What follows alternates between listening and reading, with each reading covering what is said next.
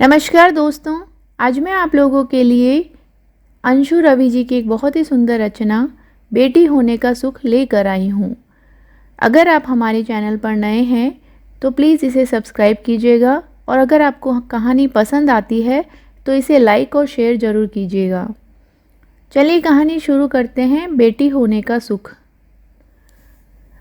डोली में बैठी धीरजा के आंसू थमने का नाम नहीं ले रहे थे। सभी सोच रहे थे, आजकल की लड़कियां भी क्या विदा होते समय इतना रोती हैं। आज का ज़माना तो बाय बाय करके विदा होने का है। फिर धीरजा को क्या हुआ है? बड़ी बहन कलिका तो से बार बार यही समझा रही थी कि क्यों इतना परेशान हो रही हो। अच्छा ही तो है, क्या मिला है उसे इस घर से? नरक ही तो भोग रही थी अब तक यहाँ। पति का घर स्वर्ग समान होगा और न हो तो बनाने का प्रयास करना। यही तो वह संसार होता है जिसकी हर लड़की कामना करती है, जिसको पाने के लिए व्रत उपवास करती है, कितने ही सपने संजोती है इस छोटे से संसार के, और फिर पति के घर आकर सा अधिकार उन्हें साकार रूप देने की कोशिश करती है। पर धीरजा के आंसुओं का सबब तो कुछ और ही था। कैसे बताए वह दीदी को कि यह वह संसार नहीं है जिसकी उसने कामना की थी। यह वह स्वर्ग भी नहीं है जिसके लिए उसने व्रत और उपवास किए थे। यह वो हमदर्द नहीं है जिसके कंधों पर सिर रखकर उसने अपने गमों को भूलने की खुशी चाही थी। यह वह हमसफ़र भी नहीं है जिसके साथ उसने ज़िंदगी का सफ़र तय करने की चाह की थी। उसका वह संसार तो लुट गया है, उसका स्वर्ग सिसकियों तले दब गया है। नहीं, वह दीदी को अब ये सब नहीं बताएगी। उसके दुख की अभिव्यक्ति तो उसके आंसू कर रहे हैं, जिनकी मूक भाषा पढ़ने में कोई भी समर्थ नहीं है। कोने में चुपचाप खड़ा श्री शायद उसके मन की बात समझ रहा था, पर वह सामने कैसे आता? धीरजा ने ही तो मना किया था। धीरजा को तो मालूम भी नहीं था कि श्री खंबे की ओर से उसे देख रहा है। माँ से तो कुछ भी कहने का प्रश्न ही नहीं उठता। उन्होंने तो उस समय भी कुछ नहीं सुना। जब दीपक के आने पर मात्र 6 साल की बालिका से माँ का आंचल छिन गया था। उसके हिस्से की लोरी माँ ने दीपक के कानों में उंडेल दी थी। 10 साल की कलिका एकाएक बड़ी हो गई थी। तब वह उसे अपने गले से लगा धीरे धीरे थपकी देकर अपने पास सुलाने लगी, और फिर एक एक करके माँ की सारी जिम्मेदारियाँ उसकी ओर बढ़ने लगी, जो सुबह 5 बजे पानी भरने से आरंभ होती और झाड़ू पोछा, सुबह का नाश्ता, स्कूल, बर्तन साफ करना, शाम को खाने में माँ का हाथ बटाने जैसी तमाम टेढ़ी मेढ़ी पथरीली राहों से गुजरती हुई बिस्तर पर पहुंचकर ही ख़त्म होती। और हाँ, इस बीच उसे धीरजा को नहलाना, तैयार करना, नाश्ता कराना आदि कार्यों के साथ कितने ही बहाने बनाते हुए उसे माँ की डांट से बचाना भी होता था। यह सब उसकी 24 घंटे की दिनचर्या का ही हिस्सा था। 2 पुत्रियों के बाद 2 पुत्रों की जन्मदात्री का पारिवारिक दर्जा कुछ ज़्यादा ही ऊंचा हो गया था, इसीलिए उनका अधिकार क्षेत्र निरंतर बढ़ता जा रहा था और पिता उस गति से असहाय होते जा रहे थे। इसीलिए जब वो समाज की दृष्टि में स्वयं को हीन बनाने वाली सुपुत्रियों पर अपना कार्यभार शनै शनै बढ़ाती रही, तो पिता के पास उसे अनदेखा कर स्वीकार के अलावा कोई विकल्प ही नहीं रहा। न ही उन्होंने कुछ ऐसा महसूस किया। एकाएक पुत्रियों के प्रति अपने कर्तव्य से वो अनभिज्ञ सी हो गई। ममता की शाखा एक ही ओर फलती और फूलती रही, दूसरी ओर से उसके निरंतर सूखते रहने का उन्हें कोई दुख भी नहीं था। बड़े होने के साथ साथ ये सब कलिका की आदत में शामिल हो गया था। धीरजा भी बढ़ती उम्र के साथ घर के वातावरण और माँ के स्वभाव में आए परिवर्तन को समझने लगी थी। दीदी के नक्शे कदम पर चलते हुए अब वो दीदी का हाथ बटाने लगी थी। इस तरह दीदी को थोड़ा आराम मिल जाता। रात को दोनों अपनी आप बीती सुना हल्की हो लेती या फिर स्कूल कॉलेज की किसी बात पर हंस लेती। मनोरंजन के नाम पर बस यही कुछ पल उनके पास अपने थे। यह जिम्मेदारी वह दीदी के शादी के बाद भी बखूबी निभा रही थी। पर कभी कभी अपने मन की बात किसी से न कह पाने पर वह स्वयं को बहुत अकेला महसूस करती। माँ से निरंतर बढ़ती दूरियों ने उसे काफ़ी कुछ ऐसे में स्वयं से सिमटने पर मजबूर कर दिया था। इस बोझिल वातावरण से उसे बाहर निकालने और उसके तपते हृदय पर शीतल छींटे देने के लिए प्रकट हुआ था श्री, निहायत ही मितभाषी, योग्य और सुशील। उसके पास बैठकर धीरजा को लगता कि उसने उसके मन की वो सारी बातें जान ली है जिन्हें गुबार कहा जा सकता है और जिनके निकल जाने से वह अपने आप को हल्का, चुस्त और खुश महसूस कर सकती है। कॉलेज के सामने ही LIC के ऑफिस में वह काम करता था। आने का तो नहीं, पर घर जाने का वक्त दोनों का एक ही था और मुलाकात का या यूँ कहें कि नज़रें मिलाने का सिलसिला भी इसी रास्ते से शुरू हुआ था। उनकी मूक भाषा में एक दूसरे के लिए कुछ ऐसा अपनापन था कि वे अजनबी महसूस नहीं करते थे। यही अपनापन उनके करीब आने का सबब भी बना। बस की धक्का मुक्की के बीच श्री का उसे बचाना या धीरजा को अपनी सीट दे देना या फिर धीरजा द्वारा उसके लिए सीट का रोक लेना, यहीं से आरंभ हुआ था दोनों में बातचीत का सिलसिला। इन्हीं रोज की थोड़ी थोड़ी बातों से श्री उसके बारे में काफ़ी कुछ जान गया था और उसमें उसके प्रति प्यार के साथ साथ कुछ सहानुभूति के बीज भी अंकुरित हो आए थे। शायद इसीलिए वो धीरजा का कुछ ज़्यादा ही ख्याल रखने लगा था। धीरजा का प्यार परवान चढ़ने लगा था, पर मन में कहीं शंका भी पनप रही थी। वो माँ के सामने यह प्रस्ताव रखने की हिम्मत नहीं जुटा पा रही थी। नौकरीशुदा होने के बावजूद विवाह में हो रहे विलंब का कारण भी श्री नहीं जान पा रहा था। धीरजा ने धीरे से उससे इस समस्या का हल चाहा, पर माँ ने तो जैसे उल्टी दिशा में चलने का निश्चय कर लिया था। दोनों के लाख मनाने पर भी वो नहीं मानी तो बस नहीं ही मानी। पिता ने बेटी से बस इतना ही कहा, मेरी इज्जत तुम्हारे हाथों में है बेटी, तुम्हारी माँ से तो मैं यह आग्रह नहीं कर सकता। और धीरजा ने अपना सिर झुका लिया था। श्री के उसके साथ भाग चलने के प्रस्ताव को उसने पिता की इज्जत के लिए हवन कुंड में डाल दिया।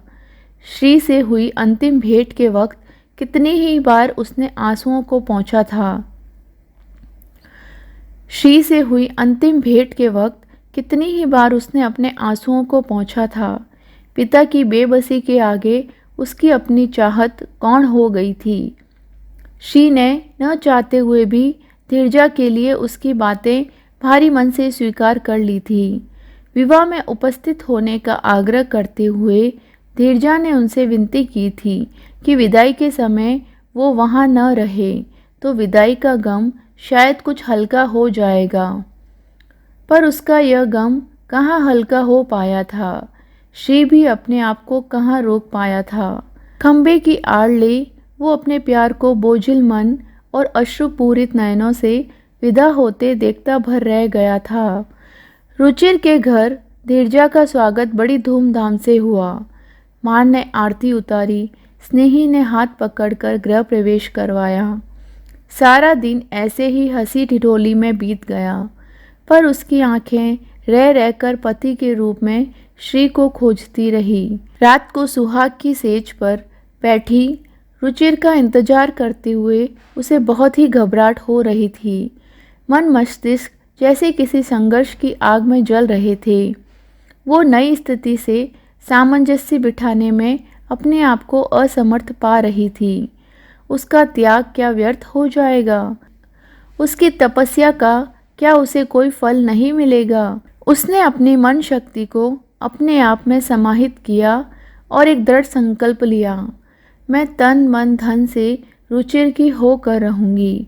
उसके और उसके परिवार के लिए मैं सदैव कुछ भी करने को तत्पर रहूँगी। अपनी पिछली जिंदगी याद कर उसका मातम मना, अपनी और रुचिर की ज़िंदगी में जहर नहीं घोलूंगी। रुचिर ही अब मेरा सर्वस्व है। कदमों की आहट ने उसे चेताया। उसने रुचिर के समक्ष अपने आप को पूर्ण समर्पित कर दिया। कर्तव्य और धीरज की चादर ओढ़कर उसने अपनी नई जिंदगी की पहली सुबह की किरणों का स्वागत किया। रुचिर को निश्चित भाव से गहरी नींद में सोता देख उसे बड़ा सुकून मिला। लगा कर्तव्य की पहली सीढ़ी उसने पार कर ली है। कर्तव्य की अनेक सीढ़ियां सफलतापूर्वक पार करते हुए विवाहित जीवन के 24 साल कैसे बीत गए उसे पता ही नहीं चला। अब तक तो वो अपनी बेटी को ब्याह चुकी थी। बेटा भी पढ़ लिख कर एक प्राइवेट फर्म में एग्जीक्यूटिव के पद पर काम कर रहा था। कुल मिलाकर उसका जीवन सुखमय और संतोषजनक था। उसे किसी भी चीज़ की कमी नहीं थी और न ही चिंता। इस बीच उसने न अपने माता पिता को याद किया और न ही श्री को। वह रुचिर में, या यह कहें कि रुचिर उसमें इस हद तक समाहित हो गया था कि उससे अलग वह अपना अस्तित्व देख ही नहीं पाती थी। ऐसा नहीं था कि उसे कभी उलझनों का सामना नहीं करना पड़ा। ऐसे में या तो वो अपनी दीदी से मार्गदर्शन लेती या फिर उन्हें कविता का रूप देकर हल्की हो जाती। पिता के पत्र से उसे मालूम हो गया था कि सागर सपरिवार दुबई जाकर बस गया है। दीपक पहले ही मुंबई में बस गया था और जब तब रहने की मकान की समस्या को उजागर कर यह जता ही देता था कि माँ बाप का उसके साथ रहना लगभग नामुमकिन है। कुछ समय बाद पिता के एक और खत ने उसे बताया कि अकेला घर उन्हें काट खाने को दौड़ता है और वे दोनों ही आजकल बीमार रहने लगे हैं। वह कुछ कुछ समय के अंतराल से उन्हें देखने चली जाती, पर वहाँ रहकर उनकी सेवा करना उसके सामर्थ्य में नहीं था। उसकी आवश्यकता उसके परिवार को अधिक थी। उसके बूढ़े सास ससुर भी तो उस पर निर्भर थे।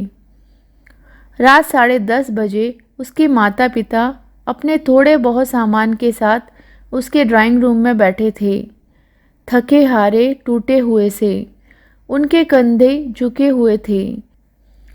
पता नहीं बेटी के प्रति अपने कर्तव्य पूरे न कर पाने की शर्मिंदगी से या बेटों द्वारा अपने कर्तव्य पूरे न किए जाने के बोझ से।